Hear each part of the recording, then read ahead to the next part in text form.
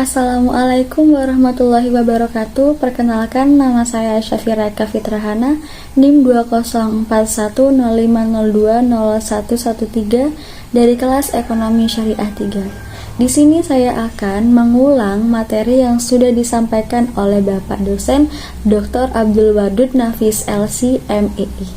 Saya di sini akan menjelaskan dan mereview ulang materi yang sudah disampaikan oleh Bapak dosen mengenai konsep dasar ekonomi Islam.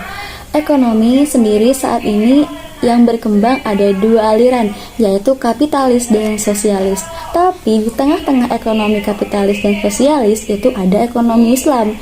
Di sini saya akan menjelaskan definisi ilmu ekonomi. Ilmu ekonomi adalah cabang ilmu yang membahas dan mempelajari tentang perilaku manusia untuk memenuhi kebutuhannya. Dan juga manusia memiliki dua kebutuhan, yaitu kebutuhan pokok dan kebutuhan primer. Ekonomi Islam sendiri yaitu ilmu yang mempelajari dan membahas tentang perilaku manusia untuk memenuhi kebutuhannya, untuk mencapai falah di atas prinsip dan nilai-nilai Al-Quran, Al-Sunnah, Ijma, dan Qiyas. Di dalam ekonomi Islam, kapitalis dan sosialis juga memiliki perbedaan, yaitu perbedaan dalam Islam bersumber dari Al-Quran, Al-Sunnah, Ijma, dan Qiyas. Untuk kapitalis dan sosialis itu bersumber dari pemikiran dan pengalaman manusia saja. Untuk komposisinya, Islam dikontrol oleh syariat Islam. Untuk kapitalis, komposisinya usahanya bebas dan melahirkan monopoli. Untuk sosialis, tidak terjadi mekanisme dan persaingan.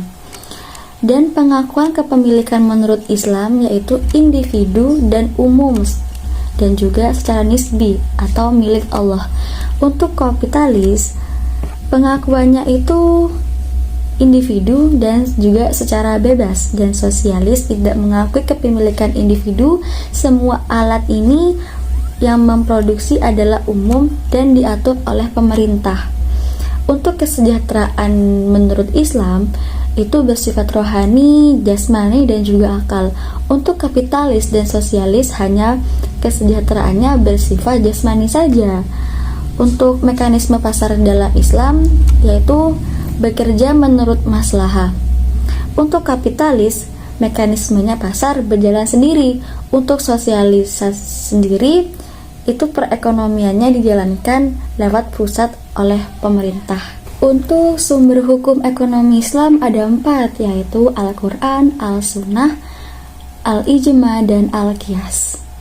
Dasar-dasar ekonomi Islam ada 6, yaitu 1. Tauhid, artinya meyakini keesaan Allah. Yang kedua, as-siddiq dan amanah, artinya jujur dan amanah. Yang ketiga, mengakui hak milik individu dan juga umum. Yang keempat, adil. Yang kelima, keseimbangan. Dan yang keenam, tolong menolong. Ada 3 prinsip ekonomi Islam yang harus dihindari.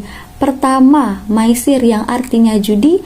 Yang kedua, gohar yang artinya tipu menipu, dan yang ketiga ada riba. Riba sendiri ada 2, pertama riba fadl dan 2 riba nasi'ah. Karakteristik ekonomi Islam yang pertama, ekonomi Islam terikat oleh akidah, syariat, dan juga akhlak. Yang kedua, harta kepunyaan Allah dan manusia hanya diberi amanah atau bisa disebut dengan khalifah. Yang ketiga, keadilan dan keseimbangan untuk kepentingan individu dan juga masyarakat. Yang keempat, larangan masyir, garah, dan juga riba. Yang kelima, yaitu keseimbangan antara kerohanian dan kebendaan. Yang keenam, ada bimbingan konsumsi seperti harus halal. Dan ketujuh, petunjuk investasi, yaitu investasi tidak boleh mengandung hal-hal yang buruk. Dan yang kedelapan adalah zakat. Demikian hasil review saya dari materi konsep dasar ekonomi. Mohon maaf jika ada tutur kata yang salah, pengucapan saya yang salah, harap dimaklumi. Demikian saya ucapkan terima kasih. Wassalamualaikum warahmatullahi wabarakatuh.